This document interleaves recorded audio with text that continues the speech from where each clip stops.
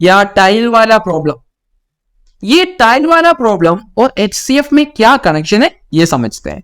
इसमें हमें एक ऐसा लेंथ पता करना था जिससे मैं 18 मीटर वाले साइड को और 30 मीटर वाले साइड को दोनों को अगर मैं टाइल्स रखूंगा तो एग्जैक्टली बिना कोई पार्ट बचे एग्जैक्टली मैं उनको कवर कर पाएगा। तो ऐसा एक लेंथ पता करना था, ठीक है।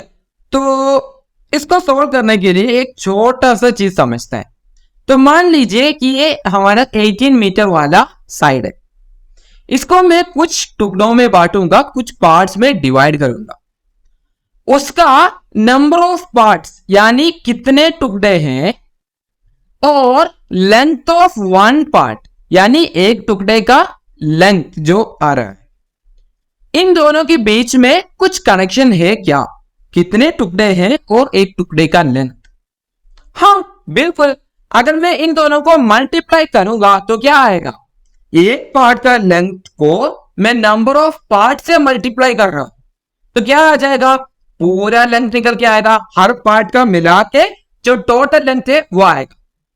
हर पार्ट के मिला के टोटल लेंथ क्या आना चाहिए? हमें एग्जैक्टली 18 आना चाहिए, सही है ना। अब मैं इस इक्वेशन का सेकंड पार्ट को दूसरे साइड में लेके जा रहा हूं, मतलब मैं उसको इक्वेशन के अदर साइड लेके जाता हूं तो क्या हो जाएगा?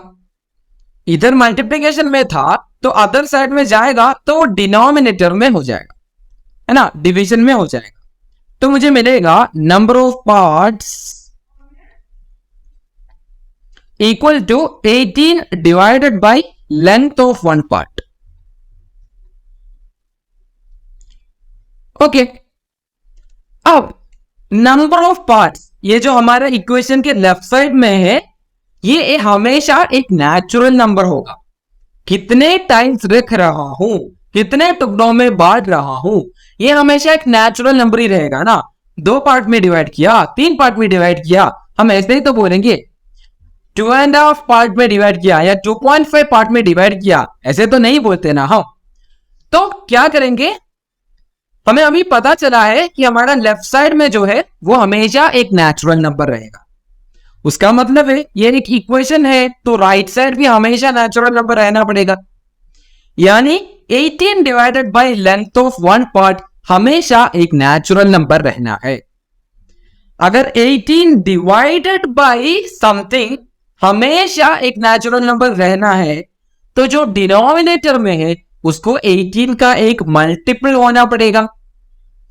अगर वो 18 का एक मल्टीपल नहीं है तो वो 18 को कंप्लीटली डिवाइड नहीं कर पाएगा और वो एक डेसिमल हो जाएगा, एक नेचुरल नंबर नहीं रहेगा। तो हमें राइट साइड एग्जैक्टली एक नेचुरल नंबर होने के लिए लेंथ ऑफ वन पार्ट जो है वो 18 का एक फैक्टर होना चाहिए, है ना, वो 18 को एग्जैक्टली डिवाइड करना चाहिए। So length of one part should be A factor of 18। उसको 18 का एक फैक्टर बनना ही पड़ेगा, तभी हम एग्जैक्टली इसको डिवाइड कर पाएंगे। अब इसी कैलकुलेशन मैं 30 मीटर साइड को लेके भी कर सकता हूं। उधर भी number of part into length of one part मुझे टोटल 30 मिलना चाहिए। नंबर ऑफ पार्ट्स थोड़ा सा ज्यादा हो जाएगा बट स्टिल यही इक्वेशन में यूज कर सकता हूं।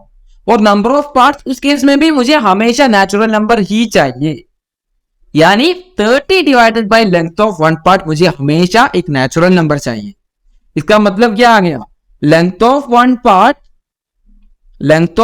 पार्ट को या एक पार्ट के लेंथ को सिर्फ 18 का फैक्टर होने से इनफ नहीं होगा। जब मैं 30 मीटर वाले साइड से कैलकुलेशन करेगा तो मुझे पता चलेगा कि उसको 30 का भी एक फैक्टर होना पड़ेगा। Length of one part should be A factor of 30 also. तो फाइनली हम क्या बोल सकते हैं, हम जो भी लेंथ डिसाइड कर रहे हैं टाइल के लिए वो 18 का भी फैक्टर होना चाहिए, 30 का भी फैक्टर होना चाहिए। तो इसका मतलब क्या है, लेंथ ऑफ वन पार्ट 18 और 30 का एक कॉमन फैक्टर होना चाहिए, ठीक है। तो हम कोई भी कॉमन फैक्टर लिया 18 और 30 का, वो हो सकता है एक पार्ट का लेंथ। अगर ऐसा उस रूप में मैं डिवाइड करूंगा तो मुझे एग्जैक्टली कुछ नेचुरल नंबर उतना ही नंबर ऑफ पार्ट्स आएगा या कुछ बचेगा नहीं। तो मुझे क्या लेना चाहिए, 18 और 30 का कुछ कॉमन फैक्टर्स लेना चाहिए। बट क्वेश्चन में ये भी बताया है कि what is the largest possible side. ठीक है, पॉसिबल साइड लेंथ बहुत कुछ हो सकते हैं, बट उसमें से सबसे बड़ा जो है वो चाहिए हमें आंसर। तो क्या क्या हो सकता है एज अ आंसर, कोई भी कॉमन फैक्टर ऑफ 18 एंड 30 हो सकता है और उसमें से हमें सबसे बड़ा चाहिए। कॉमन फैक्टर में से सबसे बड़ा जो है वो हमारा आंसर निकल के आ रहा है। इसका मतलब है हमें क्या चाहिए, कॉमन फैक्टर्स, उसमें से सबसे बड़ा, तो हाईएस्ट कॉमन फैक्टर चाहिए। तो हमें समझ में आया कि answer should be HCF of 18,30। क्यों? क्योंकि कॉमन फैक्टर्स है लेंथ ऑफ वन पार्ट और उसमें से सबसे बड़ा वाला चाहिए। तो कॉमन फैक्टर में से सबसे बड़ा मतलब हाईएस्ट कॉमन फैक्टर यानी HCF। तो आई होप कि आपको समझ में आया होगा इस प्रॉब्लम और HCF के बीच में क्या कनेक्शन है। क्लियर है ना? तो इसी से हमारा इस चैप्टर का पहला हाफ खत्म हो गया। अब सेकेंड हाफ इस चैप्टर का नाम से ज्यादा जुड़ा हुआ है। Real numbers, rational numbers, irrational numbers, इन सब के बारे में हम पढ़ेंगे।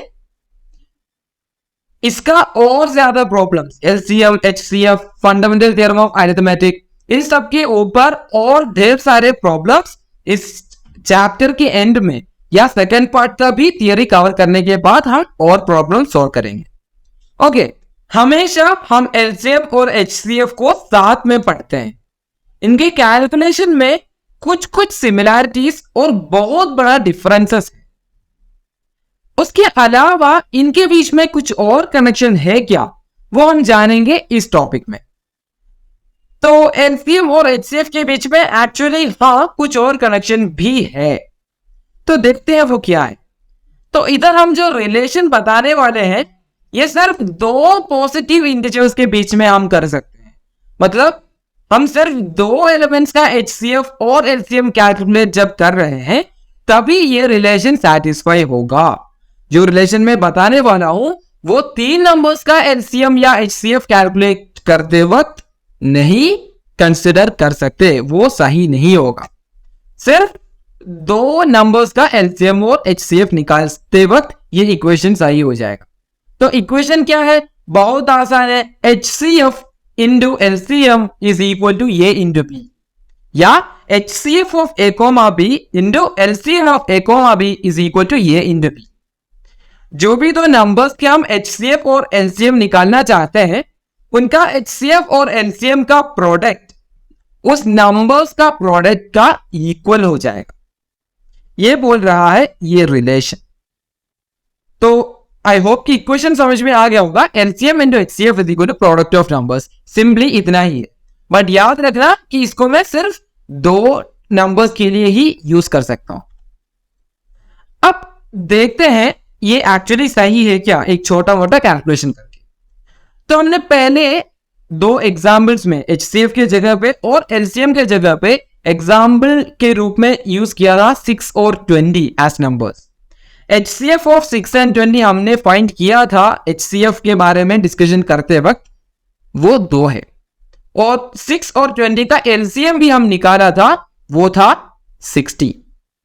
तो HCF इंटू LCM या इन दोनों का प्रोडक्ट क्या आएगा, 2 इंटू 60, क्योंकि HCF 2 है और LCM 6 है, सॉरी 60 है। तो 2 इंटू 60 क्या है, 120। ठीक है, तो HCF इंटू LCM हमने फाइंड किया और वो 120 के बराबर। अब देखते हैं प्रोडक्ट ऑफ नंबर्स वही है क्या।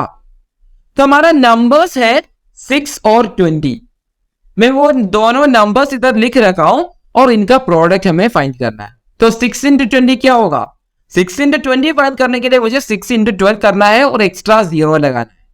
तो 6 इंटू 0 आएगा 12 या 12 और उसके साथ में मैं एक 0 रखा। तो एक्चुअली मैं जो रिलेशन की बात कर रहा था वो मैं 6 और 20 के केस में चेक किया तो परफेक्टली सही आ रहा है। क्या है, HCF into LCM is actually equal to product of numbers. But हाँ मुझे याद है इधर मैं 2 ही नंबर्स लिया हूं, तो HCF इंटू LCM में इधर कैलकुलेट किया, मुझे 120 आया, नंबर्स का प्रोडक्ट लिया वो भी 120 है, तो ये actually HCF into LCM product of number के बराबर है। इसका एक वेरिफिकेशन है या एग्जाम्पल।